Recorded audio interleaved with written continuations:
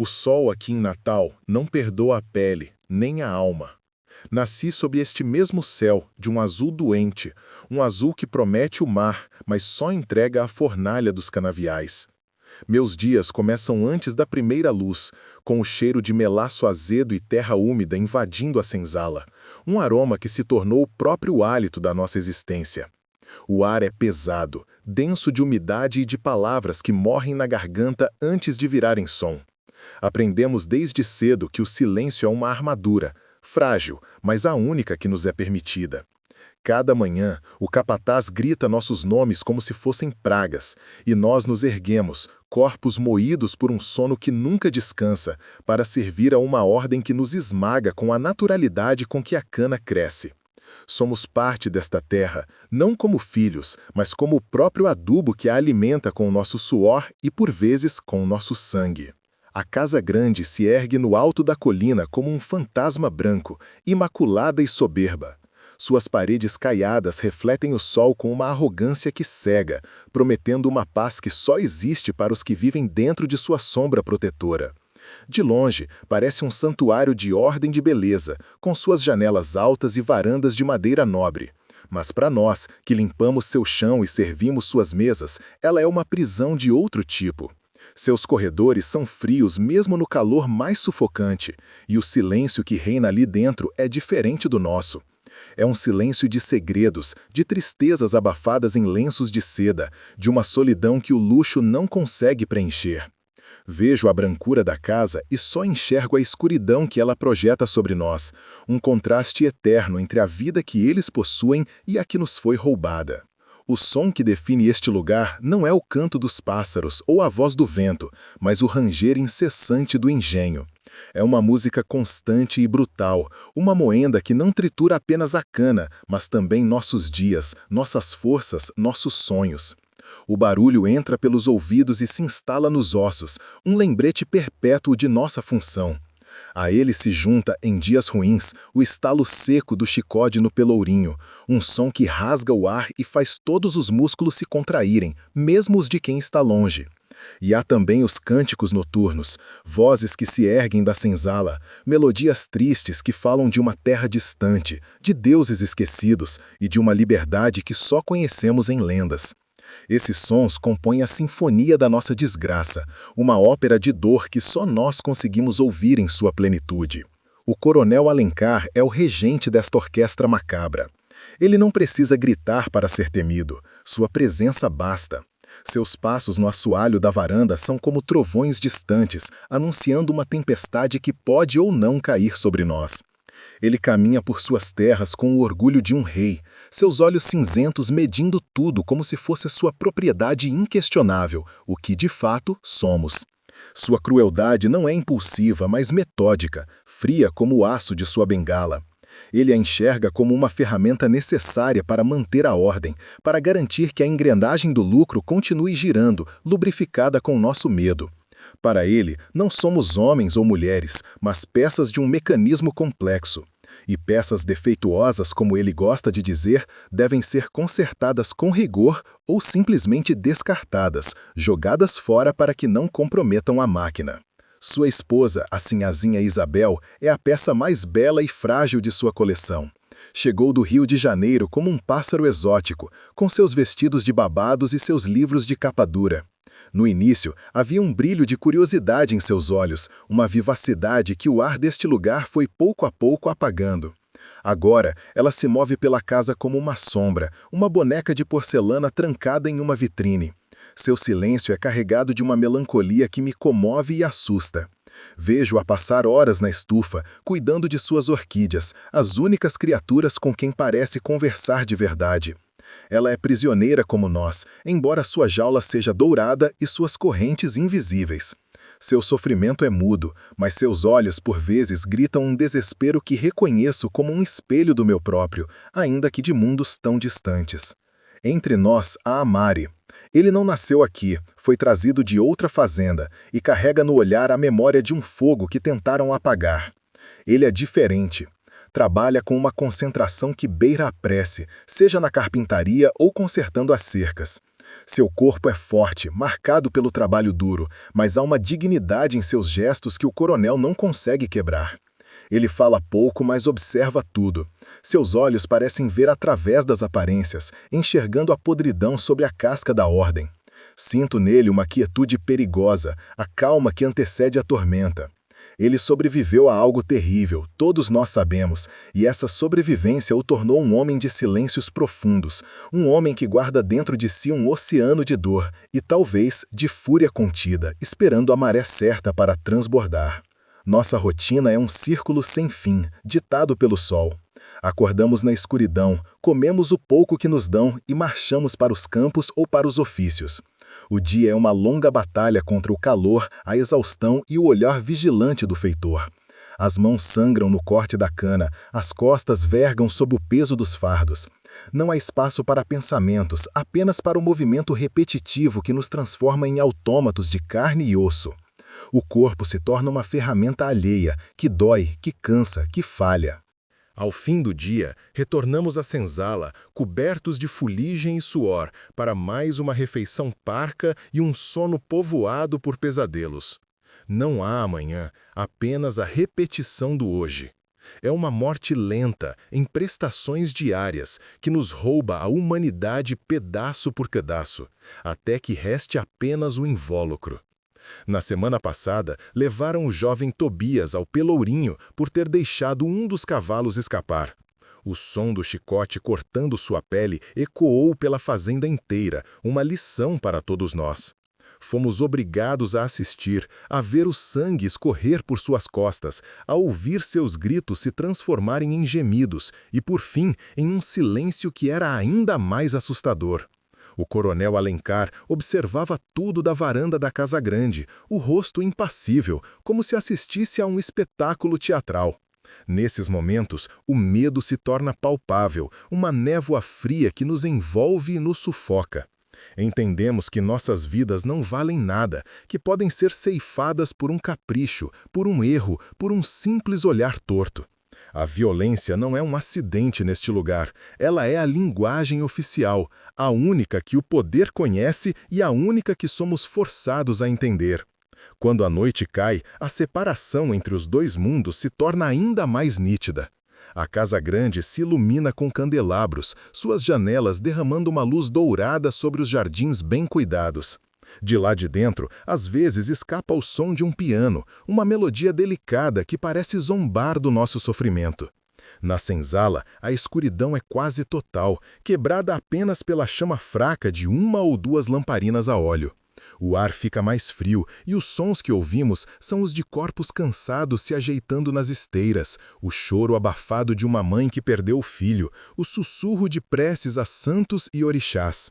É na noite que a nossa dor se torna mais íntima, mais profunda. É quando nos lembramos que somos pessoas, mesmo que o mundo insista em nos tratar como animais de carga. Foi durante a limpeza da varanda, no final de uma tarde particularmente opressiva, que eu vi. Foi algo minúsculo, um instante que durou menos que um piscar de olhos, mas que se gravou em minha mente. A Maria estava consertando uma treliça perto da estufa, e a sinhazinha Isabel saiu para cuidar de suas flores. Por um momento, seus olhares se cruzaram. Não foi um olhar casual de senhora para escravo. Havia algo mais, uma corrente invisível que pareceu ligá-los naquele breve segundo. Uma faísca de reconhecimento, talvez de compaixão, que brilhou na escuridão daquela hierarquia brutal. Foi perigoso, imprudente, e senti um calafrio percorrer minha espinha. Ninguém mais pareceu notar, mas eu, que aprendi a ler os silêncios, vi ali o prenúncio de uma desordem. Nesta terra de desesperança, qualquer semente de sentimento é um perigo mortal. O amor, a compaixão, a simples humanidade são ervas daninhas que o sistema arranca com violência pela raiz. Vi homens e mulheres serem destruídos por muito menos do que um olhar. Aquele breve instante de conexão entre a Maria e a sinhazinha não foi um ato de beleza, mas um convite à tragédia. Senti o cheiro da fumaça antes mesmo de o fogo começar. Porque aqui, a única coisa mais perigosa que o ódio do Senhor é a afeição que nasce onde não deveria. Um pequeno foco de luz que atrai a atenção da escuridão e a convida a devorar tudo ao redor. E eu soube, com a certeza amarga que só os velhos têm, que o caos estava apenas esperando um pretexto para tomar conta de todos nós. Eu conheço a história de Amari não por palavras, pois ele raramente as usa, mas pelas cicatrizes que sua alma carrega e que transbordam em seu olhar. Ele chegou a estas terras como uma árvore arrancada de seu solo, com as raízes expostas e sangrando. Contam os mais velhos que ele viu o fogo consumir sua gente em outra fazenda, uma revolta afogada em sangue, e que o silêncio que ele veste hoje é o luto por todas as vozes que se calaram ao seu redor. Quando trabalha na carpintaria, suas mãos se movem com uma precisão que é quase uma oração.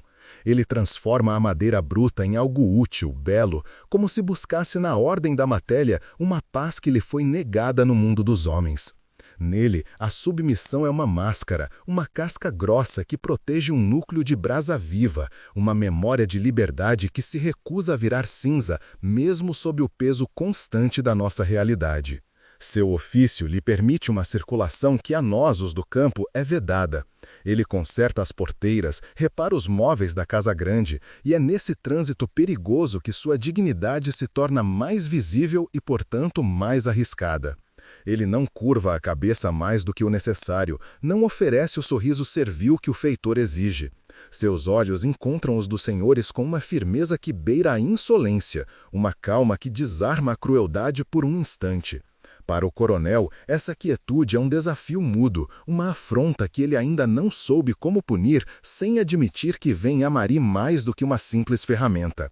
Para nós, sua postura é um farol frágil em meio à escuridão, um lembrete de que um homem pode ser acorrentado, mas sua alma, se ele assim o desejar, permanece um território inviolável, um último reduto de si mesmo.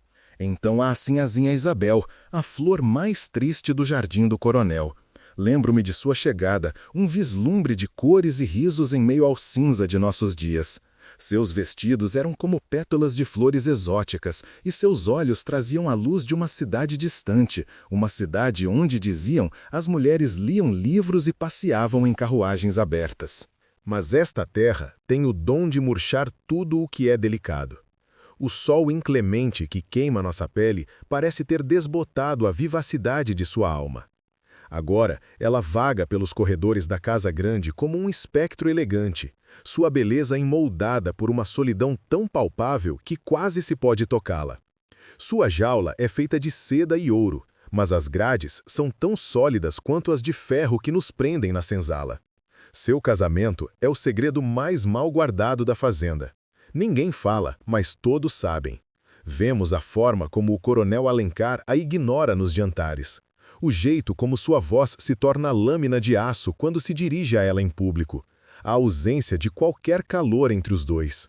Às vezes, tarde da noite, quando sirvo a última rodada de licor na sala de visitas, ouço o som de seu choro abafado vindo do quarto.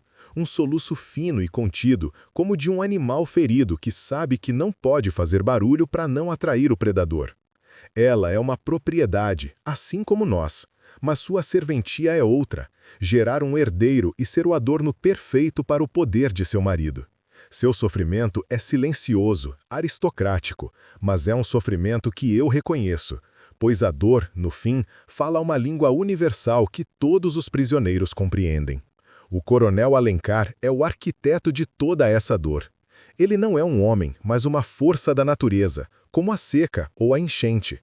Seu poder não emana de sua força física, mas da certeza inabalável de que este mundo foi criado para servi-lo. Ele caminha por suas terras com a autoridade de um Deus menor, e sua vontade é a única lei que importa. Sua crueldade é fria e metódica, uma ferramenta de gestão. Ele acredita que o medo é o óleo que mantém a engrenagem do engenho funcionando sem sobressaltos. O estalo do chicote, para ele, não é um ato de raiva, mas uma correção necessária, como um ferreiro que martela o metal quente para lhe dar a forma desejada. Ele nos vê como uma extensão de sua vontade, peças que podem e devem ser moldadas, consertadas ou descartadas para o bem maior de sua fortuna. Para ele, a honra é tudo. É a fundação sobre a qual seu nome e seu poder foram construídos. e sua honra reside no controle absoluto de suas posses. A terra, a cana, os cavalos, nós e, acima de tudo, sua esposa. Isabel não é apenas sua mulher, ela é o símbolo máximo de seu status, a joia mais brilhante de sua coroa. Qualquer mancha em sua reputação é uma rachadura na armadura dele. Ela a vigia com o mesmo zelo com que vigia o cofre onde guarda seu ouro. Mal sabe ele que a maior ameaça à sua ordem impecável não virá de uma rebelião armada ou de uma praga na colheita, mas de um sentimento frágil e silencioso, nascido da solidão de sua esposa e da humanidade teimosa de seu escravo. Um sentimento que eu já pressentia estava prestes a incendiar nosso mundo. Aconteceu numa tarde em que o ar parecia coalhado, tão espesso e quente que respirar era um esforço. O sol castigava a terra com uma fúria branca, e o barulho do engenho soava mais lento, como se a própria máquina estivesse cansada. Eu estava varrendo as folhas secas perto da estufa, um trabalho que me permitia ficar à sombra e observar o movimento da casa grande sem ser notado. Foi quando a vi, a sinhazinha Isabel, entrando em seu refúgio de vidro e madeira. Pouco depois, Amari foi chamado pelo feitor. A treliça que sustentava uma das orquídeas mais raras, uma flor pálida como a lua, havia cedido. Ele caminhou em direção à estufa com suas ferramentas, a cabeça baixa, mas os ombros retos. Senti um nó se formar em meu estômago. O mundo dela era feito de pétalas frágeis e silêncio, o dele de farpas e obediência. E o destino, com sua crueldade irônica, estava prestes a forçar esses dois mundos a se tocarem, a se enroscarem, como as raízes de uma planta que cresce no lugar errado. Dentro da estufa, o calor era ainda mais sufocante, um bafo úmido com cheiro de terra molhada e flores exóticas. Pela vidraça empoeirada, eu via suas silhuetas recortadas contra a luz. A sinhazinha apontava para a planta caída, sua mão pálida tremendo levemente. Amari ajoelhou-se. Seus movimentos eram cuidadosos, reverentes, como se não estivesse consertando uma simples madeira, mas realizando um ritual sagrado. Ele não olhava para ela, seus olhos estavam fixos na tarefa, nos pregos, no martelo. Mas a proximidade entre eles era uma ofensa, um grito silencioso contra a ordem das coisas. O ar ali dentro parecia vibrar com uma tensão que eu podia sentir do lado de fora, uma eletricidade perigosa que prometia uma tempestade. Cada batida de seu martelo ecoava em meus ouvidos não como um som de concerto, mas como a contagem regressiva para a ruína que se aproximava. Então, o inevitável aconteceu. Ao tentar erguer o galho florido para prendê-lo na nova estrutura, a mão dele roçou a dela. Foi um toque acidental, rápido como o bater de asas de um beija-flor, mas o universo inteiro pareceu parar naquele segundo. Vi o corpo dela enrijecer, um espasmo, de choque, de medo, talvez de algo mais que não ouso nomear. E vi a Mari congelar, a ferramenta em sua mão, o suor escorrendo por sua testa. Pela primeira vez, ele ergueu os olhos e encontrou os dela. Naquele instante, não eram mais senhora e escrava. Eram apenas um homem e uma mulher, suspensos num abismo de silêncio, partilhando um terror e uma curiosidade que os tornava iguais.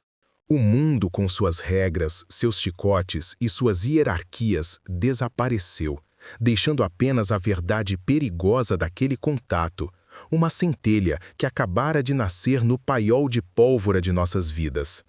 O momento se quebrou tão rápido quanto começou. Ele baixou o olhar, terminando o serviço com uma pressa contida, e se retirou sem uma palavra, a cabeça novamente curvada na máscara da submissão.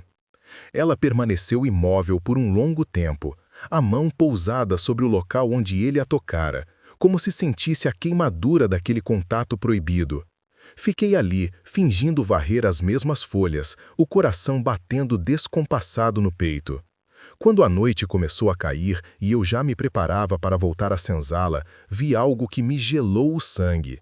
No parapeito da janela da estufa, onde ele havia trabalhado, havia um pequeno objeto que não estava lá antes. Um pássaro minúsculo, esculpido num pedaço de madeira, com um detalhe e uma delicadeza que só as mãos de Amari poderiam criar.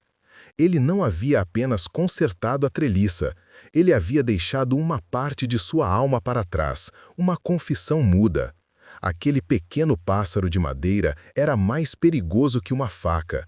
Era um segredo, um convite, uma promessa. Era a prova material de que a fronteira entre os dois mundos havia sido violada de uma forma que não podia ser desfeita. Eu sabia que ela o encontraria, e sabia que, ao tocá-lo, ela estaria aceitando o risco, o pacto silencioso que os uniria em seu destino trágico.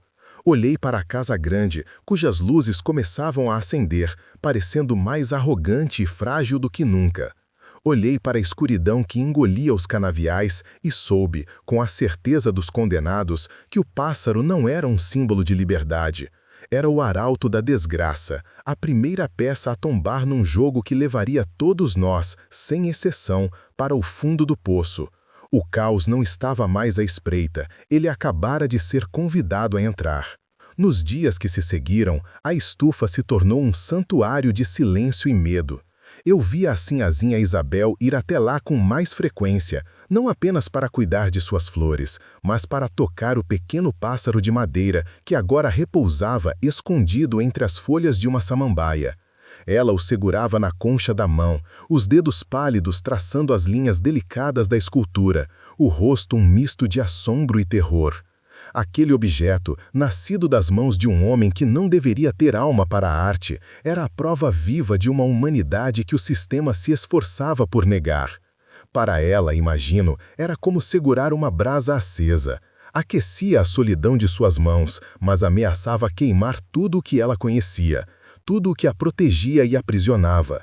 Eu, de longe, via aquele gesto e sentia o cheiro de fumaça, o prenúncio de um incêndio que começava não com fogo, mas com um pedaço de madeira esculpido. A aproximação deles era uma dança de fantasmas, feita de quase encontros e de olhares que se buscavam através das distâncias impostas. A Mari, ao ser chamado para algum concerto na casa grande, movia-se com uma lentidão calculada, seus olhos varrendo as janelas na esperança de um vislumbre. E ela, por sua vez, encontrava pretextos para caminhar pela varanda ou pelo jardim, o coração, eu suponho, batendo no ritmo da possibilidade e do pavor. Certa vez, os vi parados em extremos opostos do pátio. Eles seguravam um martelo, ela um livro. Não disseram nada, mas o silêncio entre eles era mais denso e carregado de significado do que qualquer conversa. Era uma comunhão de solidões, um reconhecimento mútuo de suas prisões, uma dourada e outra feita de correntes, mas ambas igualmente sufocantes. Naquele silêncio, eles se confessavam a dor de existirem naquele mundo que os separava com um muro de ódio e desprezo. A primeira palavra dita foi um sussurro, frágil como a asa de uma borboleta. Ele estava a consertar uma janela emperrada na biblioteca, um cômodo que cheirava a couro velho e a mundos distantes. Ela entrou fingindo procurar um livro. E então, com a voz embargada, perguntou sobre a madeira que ele usava, o nome da árvore, se era forte. A Mari respondeu sem levantar o rosto, a voz grave e baixa, explicando que era jacarandá, madeira que resiste ao tempo e aos cupins. A conversa não durou mais que 1 minuto, mas o ar da biblioteca pareceu ficar rarefeito, elétrico. As palavras eram sobre madeira, mas os olhos falavam de resistência, de durabilidade, de almas que se recusam a ser devoradas pela podridão do tempo.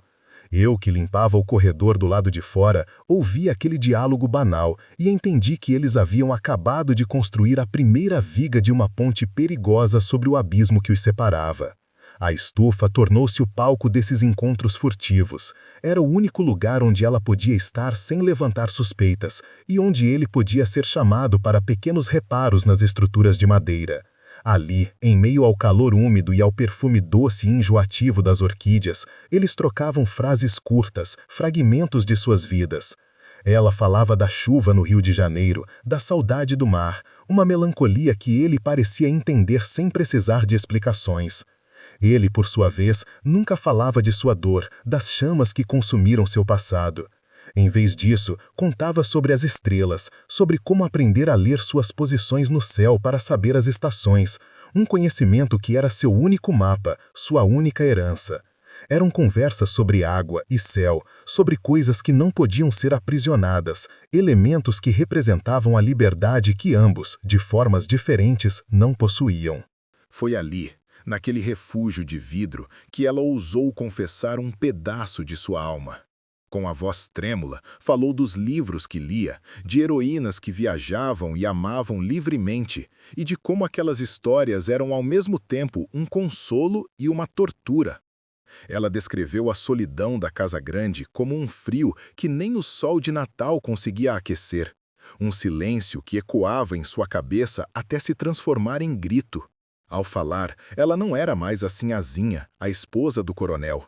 Era apenas Isabel, uma mulher jovem cuja vida havia se tornado uma página em branco, um livro que ninguém se dava ao trabalho de ler.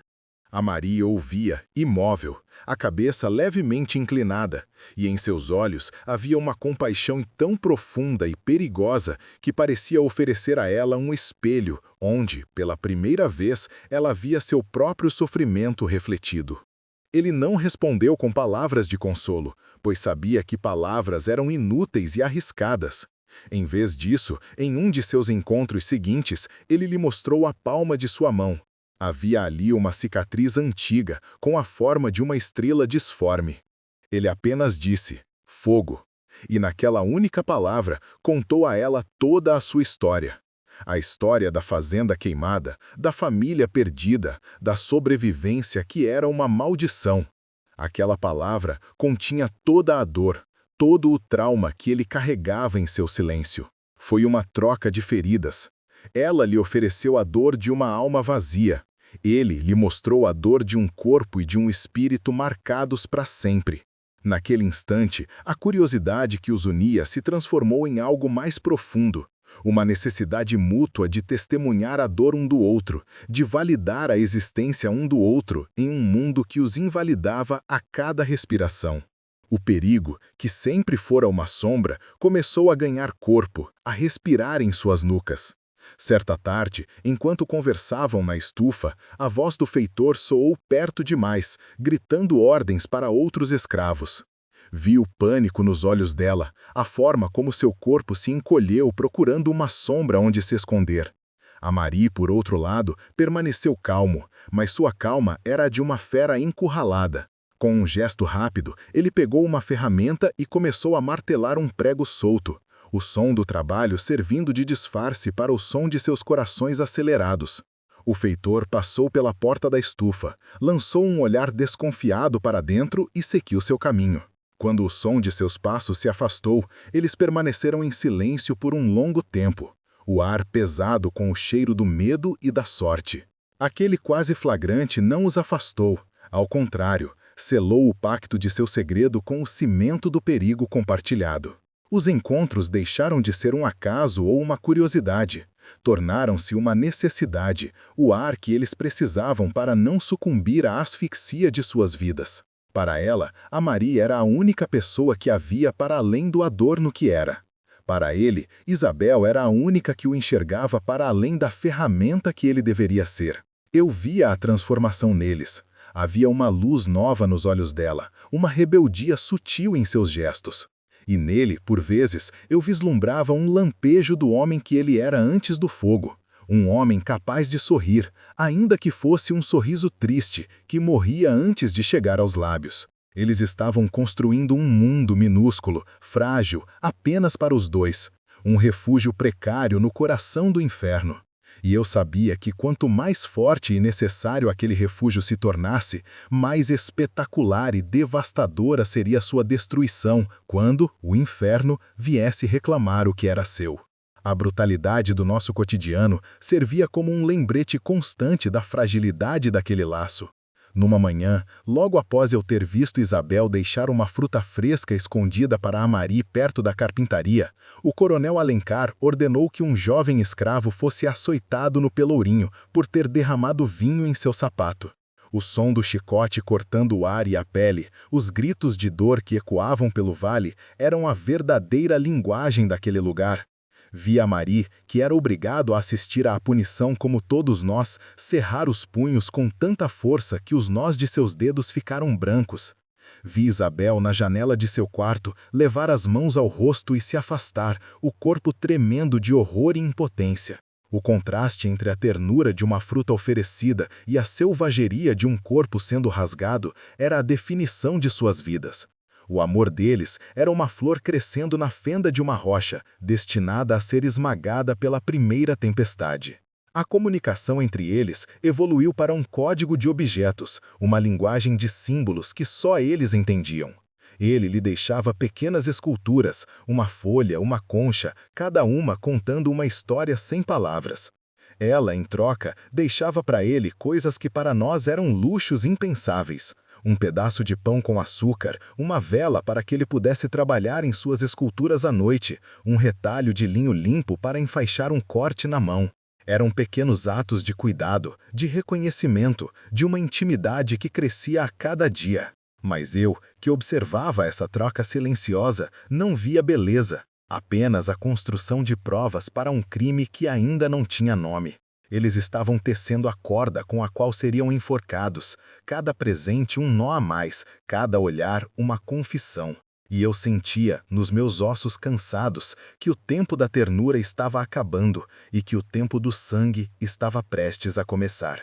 A chuva que desabou sobre nós naquela noite não era um alívio, mas uma fúria.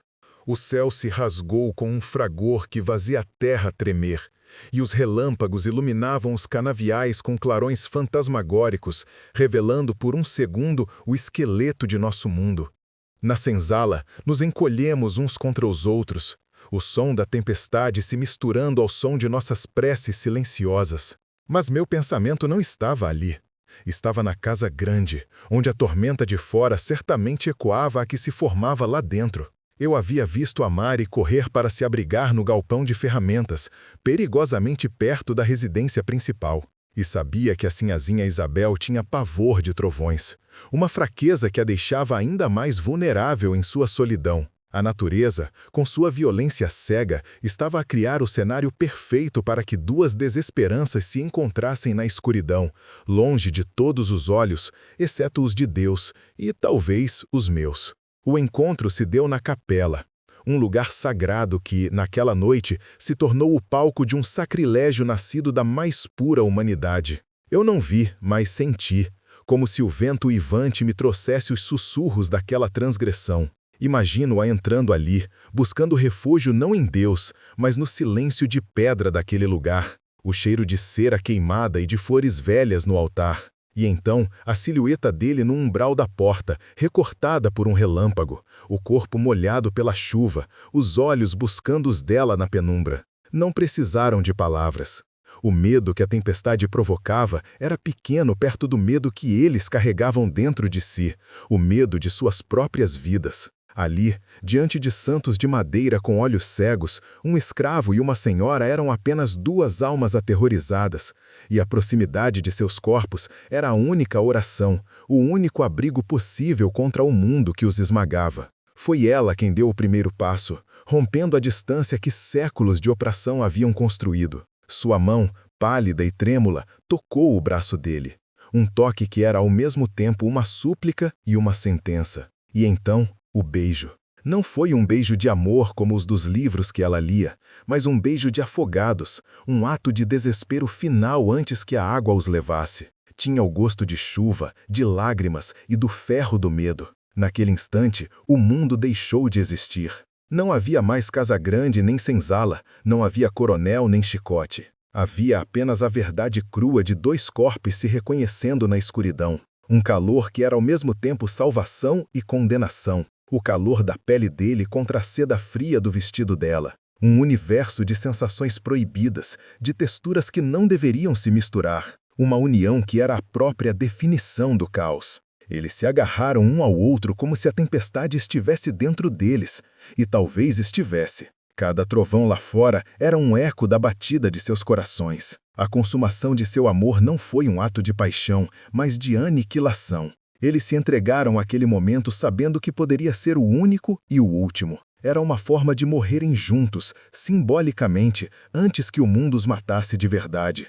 Quando a chuva começou a diminuir, transformando-se num choro miúdo nos telhados, a realidade voltou a se infiltrar pelas frestas da capela. O silêncio que se seguiu foi mais ensurdecedor que a tempestade. Era o silêncio do depois, o silêncio do crime cometido, do caminho sem volta. Eles se afastaram lentamente, e a distância entre eles agora parecia ainda maior, preenchida não mais pela hierarquia, mas pelo peso de um segredo mortal que os uniria para sempre em sua desgraça. Naquela noite, eles não selaram um amor, eles assinaram um pacto de sangue com o destino. Aquele breve momento de calor humano, de consolo em meio à tormenta, foi o veneno que garantiria a ruína de todos. Eu soube disso quando, na manhã seguinte, vi a Mari sair do galpão com o olhar de quem já não pertence a este mundo, e vi a Sinhazinha na janela de seu quarto, o rosto pálido como de uma morta. Eles haviam roubado do destino um momento de vida, e o destino, como um agiota cruel, viria cobrar a dívida com juros e fogo. A semente do caos não estava mais plantada. Ela havia germinado na escuridão daquela capela, e suas raízes já começavam a rachar as fundações da casa grande. A paz, mesmo a paz terrível a que estávamos acostumados, havia acabado para sempre. A podridão começou a vazar por uma fresta que ninguém vigiava. Não veio do feitor, cujos olhos estavam sempre famintos por uma falha, nem do coronel, absorto em sua própria tirania. Veio de dentro de nossa própria desgraça, de Genoveva, uma das mucamas da casa. Ela era uma mulher de silêncios amargos e de uma devoção ao Senhor que beirava o doentio, talvez por sonhar com um lugar que nunca seria seu. Seus olhos, pequenos e duros como sementes de jurubeba, passaram a seguir a Sinhazinha Isabel com uma atenção diferente, uma calculada malevolência que se escondia sob a máscara da servidão. Eu via a forma como ela observava cada suspiro, cada olhar perdido da Sinhazinha na direção da carpintaria. Ela farejava o segredo como um cão de caça fareja o sangue, e em seu rosto não havia compaixão, apenas a paciência cruel de quem espera um momento certo para dar o bote e arrastar a presa para a lama. O momento veio numa manhã cinza, quando o cheiro de chuva pairava no ar sem se decidir a cair. Genoveva arrumava os aposentos da Sinhazinha, um privilégio que lhe dava acesso aos recantos mais íntimos daquela prisão dourada. E foi lá, entre os lenços de seda e os frascos de perfume, esquecidos sobre a penteadeira num descuido fatal do coração, que ela encontrou. Era um dos pássaros de Amari, o menor e mais delicado de todos, com as asas abertas como se estivesse prestes a alçar um voo impossível. Pequeno, quase insignificante, mas nas mãos dela tornou-se pesado como uma pedra de moinho. Eu a vi sair do quarto, o corpo tenso, escondendo o objeto no bolso do avental. Seu rosto não continha surpresa, apenas a confirmação sombria de uma certeza que ela vinha alimentando. Aquele pedaço de madeira, nascido de um gesto de amor, havia se transformado na prova irrefutável de um crime capital, a chave que abriria as portas do inferno. Ela não esperou. Com a pressa de quem carrega uma sentença de morte, atravessou o pátio e subiu os degraus da varanda, onde o coronel Alencar tomava seu café, lendo as notícias que chegavam da corte. De onde eu estava, varrendo o terreiro, não pude ouvir as palavras, apenas o zumbido venenoso de sua voz. Vi-a curvar-se, a mão trêmula, estendendo o pequeno pássaro de madeira. O coronel não pegou o objeto de imediato. Seus olhos cinzentos primeiro cravaram-se em Genoveva, depois desceram para a escultura em sua mão. E então um silêncio se abateu sobre a fazenda, um silêncio tão profundo e pesado que parecia ter engolido o som do engenho, o canto dos pássaros, o próprio ar.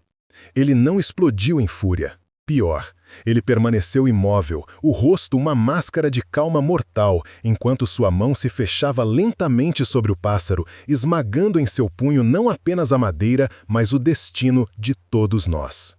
A confrontação foi um espetáculo mudo, assistido por mim através de uma fresta da porta da sala de jantar, onde eu polia a prataria. O coronel chamou Isabel. Ele não gritou. Sua voz era baixa, quase um sussurro, o que a tornava ainda mais aterrorizante. Ele abriu a mão e deixou o pássaro de madeira esmigalhado cair sobre a mesa de jacarandá polido. A pequena escultura, agora quebrada, parecia um cadáver em um altar. O sangue sumiu do rosto da Sinhazinha. Vi seus lábios se moverem, formando negativas que não tinham som, enquanto suas mãos se agarravam ao próprio corpo como se tentassem impedir que sua alma se despedaçasse. O coronel não a tocou. Ele apenas a observava com o desdém de um cientista analisando um inseto. A violência não estava em seus gestos, mas em seu olhar, que a despia de sua condição, de sua honra, de sua humanidade, deixando-a nua e condenada no centro de sua própria casa. O caos não veio como uma tempestade, mas como a execução fria e metódica de uma sentença. As ordens do coronel foram dadas em voz baixa ao feitor, que as recebeu com um aceno de cabeça e um brilho sádico nos olhos. Minutos depois, o som de botas pesadas ecoou na carpintaria. Arrastaram Amari para fora. Ele não lutou. Seu rosto era uma máscara de resignação, os olhos fixos no horizonte, como se ele já estivesse vendo o mar que nunca alcançaria. Não o levaram para o pelourinho para um açoitamento comum. Levaram-no para o tronco, o instrumento reservado para as torturas mais lentas, para os exemplos mais brutais. Da janela do andar de cima, ouvi um único grito agudo de Isabel, um som que foi abruptamente cortado, como se uma mão tivesse tapado sua boca. As portas da casa grande se fecharam, as luzes não se acenderam. O sol da tarde, antes dourado, tingiu-se de um vermelho doentio, como se o próprio céu começasse a sangrar sobre nós. A tortura de Amari não foi um ato de fúria, mas uma cerimônia de poder. Durante 3 dias, ele permaneceu no tronco, sobre o sol inclemente que cozinhava sua pele e a chuva fria que lavava seu sangue, mas não sua dor. O coronel Alencar vinha à varanda todas as manhãs, com sua xícara de café, e o observava como um arquiteto admira sua obra. Não havia ódio em seu rosto, apenas a satisfação fria de quem restaura a ordem do universo. Nós, os outros, éramos forçados a passar por ele em nosso caminho para o campo, a ver o que acontecia com quem ousava sentir, com quem ousava ser humano, em terras que só exigiam de nós a força de animais. O silêncio que nos foi imposto era mais pesado que as correntes, e o zumbido das moscas ao redor de seu corpo ferido era o único comentário que a natureza se permitia fazer sobre aquela atrocidade. Enquanto o corpo de Amari era desfeito do lado de fora, a alma de Isabel era emparedada do lado de dentro. As janelas da casa grande se fecharam como pálpebras de um morto. Não se ouvia mais o som de seu piano, nem se via sua silhueta cuidando das orquídeas. As mucamas que entravam em seus aposentos saíam com o rosto fechado, os lábios selados por um medo que era mais forte que qualquer lealdade. Ela se tornou um fantasma em sua própria casa, um segredo trancado a 7 chaves. Sua prisão, antes dourada e invisível, agora ganhara paredes de pedra e grades de silêncio. O coronel a mantinha viva, diziam, apenas como um troféu de sua desonra, um lembrete constante de seu poder de punir, não apenas com a morte do corpo, mas com a morte lenta e diária da alma, um tormento que não deixava marcas visíveis, mas que apodrecia a pessoa por dentro. No 3º dia, a força de Amari começou a ceder. Sua cabeça, que ele mantivera erguida nos 2 primeiros dias, num último ato de desafio mudo, agora pendia sobre o peito. Seus lábios estavam rachados e brancos, e os gemidos que antes escapavam de sua garganta haviam se transformado num estertor baixo e contínuo, o som de uma máquina quebrando por dentro. O feitor, por ordem do coronel, jogava-lhe um balde de água salgada sobre as feridas abertas, não por misericórdia, mas para prolongar a agonia, para manter a consciência da dor pelo maior tempo possível. Eu o olhava, de longe, e não via mais o homem que esculpia pássaros na madeira. Via apenas um pedaço de carne martirizada, um símbolo do que todos nós éramos, corpos que podiam ser usados, quebrados e descartados ao capricho de um poder que não conhecia limites nem compaixão. Na 4ª noite, uma carruagem escura, sem brasões, parou nos fundos da casa grande. Movimentou-se na calada da noite como um ladrão. 2 figuras sombrias desceram e entraram na casa. Pouco depois, saíram carregando um vulto pequeno, coberto por um manto escuro. Não houve gritos, não houve luta, apenas o som das rodas da carruagem se afastando na estrada de terra, um som que foi rapidamente engolido pela noite e pelo canto dos grilos. Nunca mais se falou o nome de Isabel naquela fazenda. Ela foi apagada da história, enviada para um convento distante ou para uma casa de loucos, ninguém soube ao certo.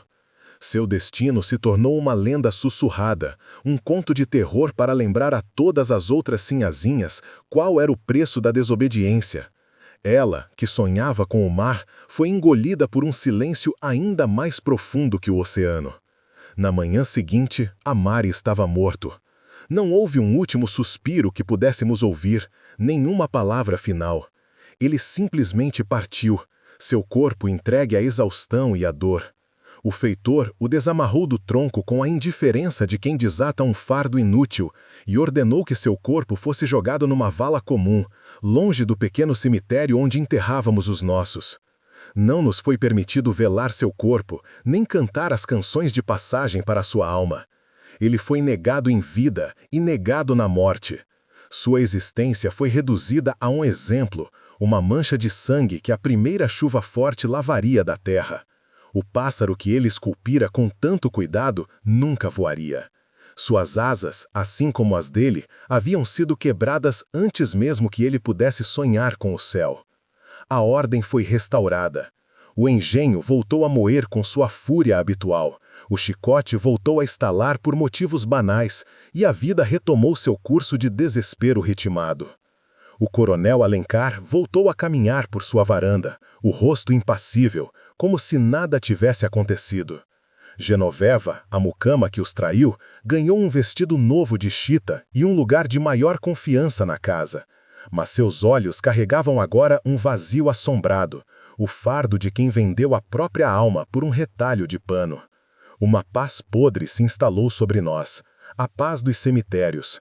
O caos não havia destruído a casa grande, apenas a havia fortalecido, regando suas fundações com sangue e medo, lembrando a todos, escravos e senhores, da brutalidade que sustentava aquele mundo e do preço terrível de se esquecer, mesmo que por um instante, do lugar que nos era designado.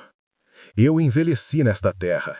Vi o coronel morrer em sua cama, cercado de luxos, e vi seus filhos herdarem sua crueldade como herdam seu nome. A história de Amari e Isabel se tornou um sussurro no vento, uma memória que eu guardo como uma ferida que nunca cicatriza. Às vezes, quando o sol se põe e tinge os canaviais de vermelho, eu ainda consigo ver o brilho de um amor que ousou nascer no inferno, um amor que não teve tempo de ser, mas que, em sua breve e trágica existência, revelou a verdade nua de nosso mundo. Esta é a história que eu vi, a que me foi permitido testemunhar, mas o vento que sopra nestes campos ainda carrega os ecos de tantas outras, vozes silenciadas e dores esquecidas, à espera de quem tenha a coragem de parar e finalmente escutar.